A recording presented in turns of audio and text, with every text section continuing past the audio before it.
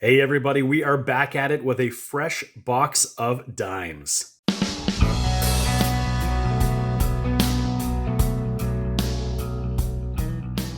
Well, I'm going to be honest with you, dimes are probably my least favorite thing to hunt.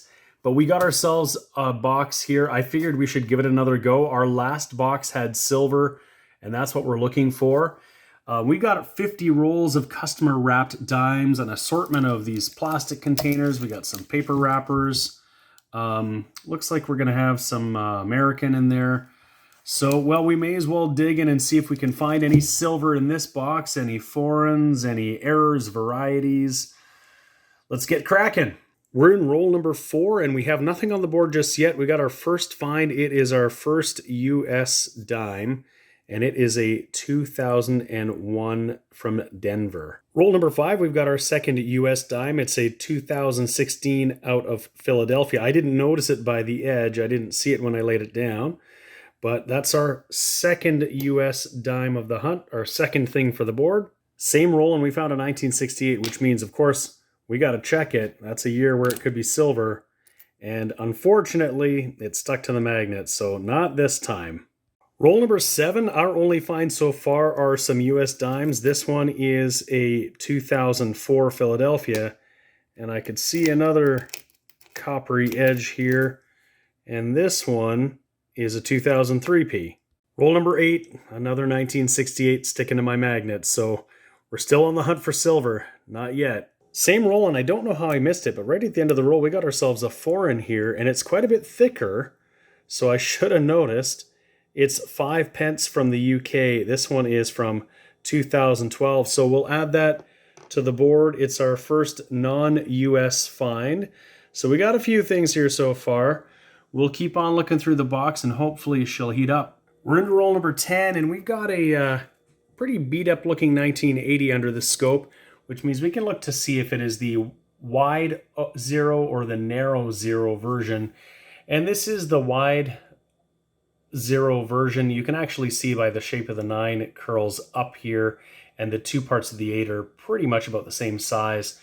So it's not the version that was not intended for circulation. We can keep looking for that because sometimes sets get broken up and people spend stuff.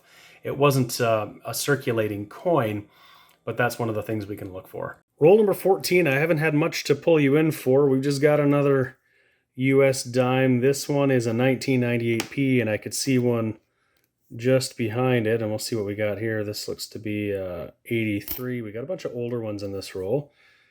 This one here is a 1997, if I can focus it, Philadelphia. Roll number 18, and when I just pulled the other coin aside, I saw what looked like a pretty shiny coin here. I didn't tell by the edge, but we have silver again in the box. So that's 2 boxes in a row. This is a 1967. This could be either 50 or 80% silver. There's really no easy way to tell. They both should weigh up the same, but that's awesome. This whole hunt is, well, we're off to a great start because we got more rolls and there could be more silver, but that's silver for the board. Awesome. We're at roll number 24, just about at the halfway point, and now we're entering a spot where we got a bunch of these plastic wrapped rolls, which means that hopefully we should be able to spot some finds by their edges. I can see a couple of US dimes in here. I don't see anything that looks particularly silvery, but we'll look closer as we look at these rolls to see if we can spot anything interesting just without even getting into the roll. Roll 25, and we have another 1968 here, and it didn't look silver by its edge, and it doesn't look silver by the face of it here, but we will just check, and absolutely it is nickel, and so it sticks to the magnet, unlike our silver 68 nickel. So we'll keep looking. Same roll, and we found a 1967 minted in Philadelphia US dime. It's not silver. Silver was only used in the US coins up until 64 in the dimes, but it does match our oldest find with our 67 Canadian. So we'll put it up on the board for now and see if we get anything a little bit older than that and maybe a little bit silvery too. Interesting note, I have found more silver dimes in my coin roll hunts than I have Canadian dimes, even when I'm hunting mostly full boxes of Canadian coins, which is really interesting. So you never know what we're going to find. I've got roll number 26 here, and I'm seeing a lot of interesting colored edges here. And I think we might have some silver. I can see definitely a US one right here. And this one right here, just at the edge of my thumb, just looks a little bit lighter.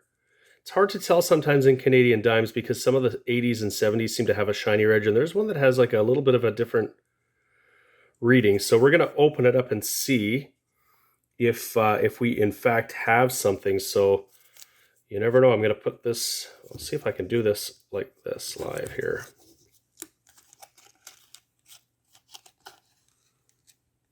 And so the one that I'm looking at in particular is a 1966, I think. Oh, it's a 1968. And so this time we're going to try the magnet test. And it fails the magnet test, which means that it has passed the silver test, which is awesome. So we'll put that on our finds. That is 2 silvers in the box. But we're going to look and see what this other edge is here. It looks just a little bit different. It could be anything, but... Ah, and it's a foreign. It's a Bermuda, 1996, 10 cents.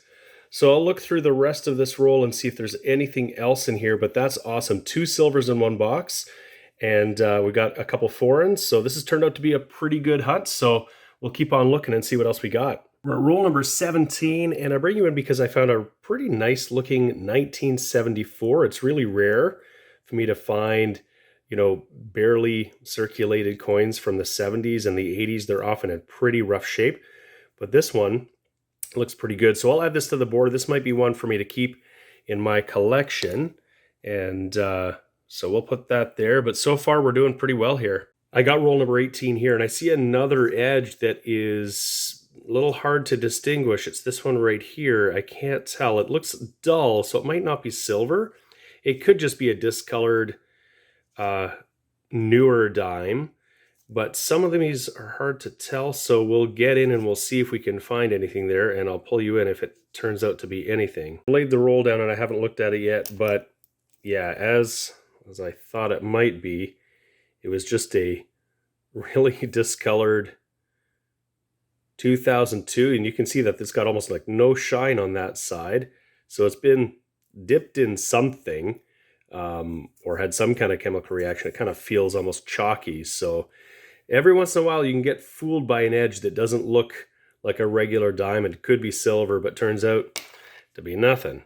I've got roll 33 here, and I just wanted to highlight, you can see a lot of variation in the coloring of these dimes. And this happens particularly when we've got rolls that have a lot of 70s, 80s, and 90s quarters in there. Sometimes they appear a little more shiny than the rest. The edges look a little bit different.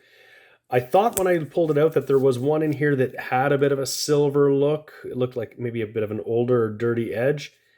And now I can't actually identify it. And so it's probably not. It doesn't quite have anything here with that silver look. But we'll take a look in here and see what we've got. And as I'm going through that roll, just to confirm, that's exactly what we've got. We got a lot of 70s and 80s and 90s. There's a 76. So far, the newest thing that I found is a nice and shiny 2003. This one might be a 2004 or 2000 and that's a 2006. But there's definitely a lot of older stuff mixed in here for sure. Roll number 34, and we're definitely going to have something in here. I see a fat edge here. That's probably another 5 pence, I'm guessing. And again, there's some color variation. There's a couple over here that look a little interesting. I guess we'll see in a sec. All right, I've laid it down, and it does indeed look like we've got another 5 pence. This one is 2006. Bit of a different design from the other, but that's our second 5 pence coin, our third foreign, if we're not counting, of course, all of the American dimes we have up here. And we'll see if any of those interesting edges were anything more than just some 80s or 90s dimes. We're in that same roll. I didn't find any silver. There were a couple of 69s, not the large date, of course. But I'm bringing you in because of this really nice looking 1986 in really great shape. We're going to put this on the board with our finds here as a pretty good shape older dime, 80s dime, and we'll look through the rest of these to see if we've got anything else that stacks up. We're in roll number 36, and I've just laid it out in my hand, got it out of the roll, and I've got an edge here that definitely looks older and looks like it could be silver. I'm going to lay it down and pull it out, and we'll take a look together. But I thought I'd just mention that in all of my coin roll hunting, the most silver I found in a box of dimes previously was 2, and I only found it once. So we've already tied that right now with a 1967 and a 1968. If this is a third silver, and I just can't be sure until we look at it, this would be my best box ever. This would be my record-breaking dime box. So I'm going to lay this down and we're going to take a look at it and see. So I'm going to cross my fingers, and please cross your fingers too, because that would be fantastic. Okay, I've laid the roll down here and we can see this, and oh, for sure, it's another 1968. Can see some tarnish on it. And of course, if we do the old drop test, it's got that silver sound to it. So that's awesome. This is, now that's a 50%er, the 1968s, but we're going to add that to the board. That is incredible. That is our third silver of the box. And we still got some more rolls, so you just never know. That's awesome. All right, guys, roll 38. And I think we might have another edge here that looks silvery. Is it possible that this is our fourth silver? And then there's something here that looks a little bit wider than the rest, and there's not much reading. So we'll get into this and see what we got. This would be incredible. Okay, I've laid it down and I can see it here, and it looks like it's going to be silver. Let's just take a peek and see what we've got. For sure, and it's a 1963, and a pretty nice one at that. And that's the laureate portrait. It's got some tarnish on it, but otherwise the detail looks really good. This is hugely exciting. This is our fourth silver of the box, and that is, I mean, double my personal best. And we'll take a look and see about this other coin that I saw here with no rim on it. And it looks like it's just 1988, but you can see the reading on the edges is pretty much worn right off. Well, I'll look through the rest of this. This is fantastic because there's still more to go. We're in roll number 48, and we got another 1968, and of course, you know I check them all the time. We've had a couple that were actual silver, so this one has the look of nickel, and it is nickel, but just goes to show you, you got to check them every time because sometimes you hit the jackpot. We're in roll number 49, and I pulled this up here. It's a 1960 something that we've got. It's got the more modern bust of the Queen, so we know it's either a 68 or a 69. I've already checked it to see if it was silver, and it's not. And if it was a 69, it would have to be the large date, which would be extremely rare. But I think you can see this is a combination of, well, a bit of a worn coin, but also I think a weak strike and maybe a bit of a grease strike on the date. There's some damage on it, but it doesn't really account for not being able to read it. So I'll put it under the scope here. And you can see that the 68 is, let's see if I can get a better view of it here. You can sort of discern the 8 there. It's not really clear. You can see a scratch, but it doesn't really account for the fact that this 8 is almost obliterated. And of course below, again, we can see some damage here, but there's a really weak strike on cents. And there's some damage up here as well. So I think this is just, it could be a grease strike on the 8 as well as a weak strike. It might be just one or either or both of those things. But just an interesting one. I couldn't immediately tell what it was, but it's definitely not silver. Same roll, and we've got what is now our oldest American dime. It is a couple years off of silver. It's a 1966 out of Philadelphia.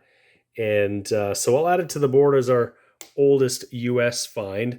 Not silver, though. That would have been fantastic. Well, we finished that hunt. That's another box of dimes down, and it was a dandy. In fact, it was my best dime box ever.